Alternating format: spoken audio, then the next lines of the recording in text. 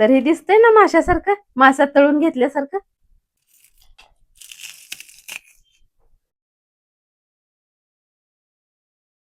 नमस्कार, मी प्रमिला झांबरे. तर आज मी बनवणार आहे कढीपाल्याचे पकोडे. तर तुम्ही कढीपाल्याची भजी कधी खाल्लेत का? कढीपाला खाण्यात आपल्या येत नाही, तेल लावतो आपण, काय पण करतो केस गळतीवर. तर मग ही खाल्ल्यानंतर आपल्याला शरीराला अ, तर ह्याचे आपल्याला फायदे आहेत.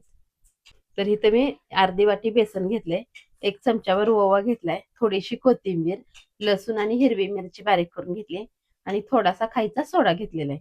तर अगोदर बेसन मी चाळून घेतलेले एका प्लेटमध्ये काढून घेते. त्यात ही ओवा टाकून घेतला, थोडीशी कोथिंबीर आहे, हिरवी मिरची तुम्ही तुमच्या आवडीनुसार घ्या, किती तिखट कमी जास्त. थोडासा इथं खायचा सोडा घेतलाय, सोडा पण टाकून घेतला. इथं वापरते मी चवीनुसार मीठ. आता मी थोडस पाणी ओतून ह्याला तिंबून घेते.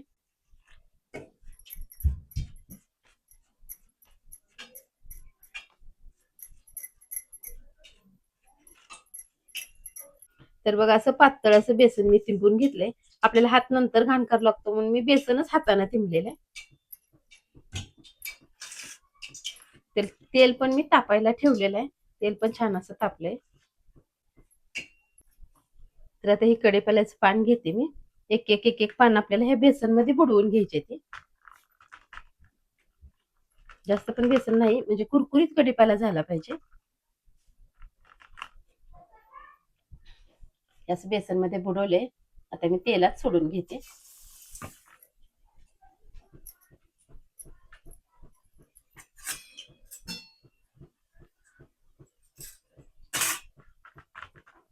तर दुसरं पण कढीपाल्याचं पान असंच घेतले, ते पण ह्याच्यासोबत तळण्यासाठी टाकते. तोपर्यंत पहिलं टाकलेलं त्याला पलटी करते जरा.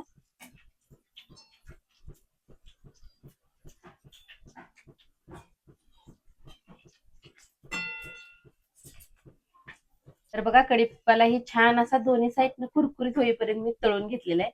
हे आपल्याला कडकच पाहिजे. तर तेल तेल नितळण्यासाठी एका साईडला धरले. तर आता ह्याला मी एका प्लेटमध्ये काढून घेते. छान असं मी तळून घेतलंय आणि एकदम बारीक गॅसवर तळले, जास्त पण गॅस फुल केलेला नाही. जास्त गॅस फुल केला तर पटकन तळलं जाते पण कडक होत नाही. ह्याला एका प्लेटमध्ये मी काढून घेते.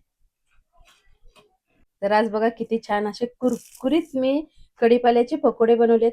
तुम्ही कधी केले नसेल तर करून बघा. माझा व्हिडिओ आवडला तर नक्कीच लाईक करा. चॅनलला सबस्क्राईब केलं नसेल तर चॅनलला सबस्क्राईब करून घ्या.